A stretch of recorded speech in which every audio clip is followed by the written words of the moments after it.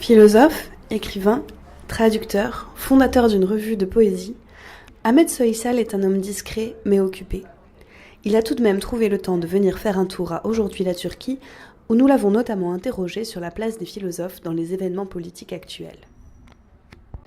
Oui, c'est un peu triste aussi que les philosophes comme ça soient propulsés et je pense que ils ont l'air peut-être, ils pensent peut-être eux-mêmes agir très indépendamment, etc. Mais ils sont poussés par les événements, par l'actualité, et ils sont pris dans quelque chose qui les dépasse vraiment. Par exemple, tout ce qui se passe en Ukraine, où aujourd'hui n'est pas lié à une seule cause, c'est historique, c'est sociologique, c'est lié à ce qui se passe en Crimée aujourd'hui. Il y a diverses ethnies, des choses. Il y a la Russie qui va peut-être intervenir. Vous voyez, c'est très compliqué.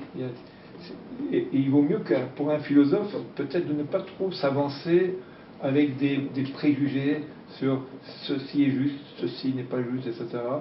Parce que justement, c'est le philosophe même qui devrait être le plus lucide, étant donné le travail qu'il est censé avoir accompli pour accéder à l'histoire de la philosophie, etc.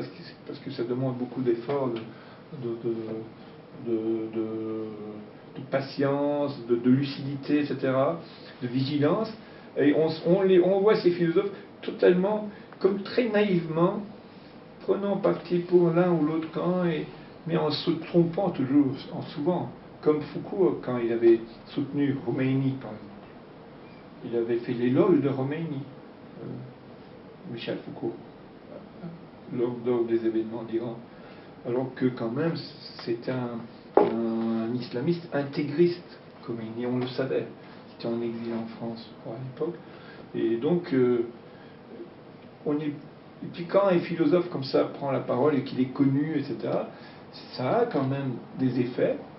Et peut-être qu'à cause de cette prise d'opposition, des gens qui se leurrent et se font tuer, etc., parce qu'ils disent ah voilà, ben, cette position était juste. Etc.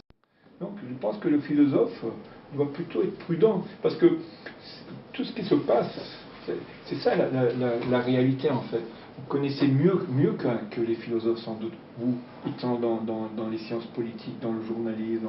Et ce qui se passe en fait, c'est vraiment un jeu très complexe, un réseau très complexe de causalité, et qu'on ne peut pas maîtriser non plus. On peut pas englober, embrasser d'un regard général tout ce qui se passe.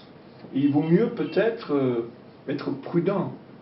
Ah, on peut prendre position, bien sûr, il faut peut-être, mais peut-être en tant que citoyen, en tant qu'individu, et là, parce qu'on est moins responsable vis-à-vis des autres alors. Parce que le problème, c'est que quelqu'un qui a une autorité publique, affirmant des choses comme ça très nettes et très claires, peut pousser d'autres à l'erreur et à peut-être des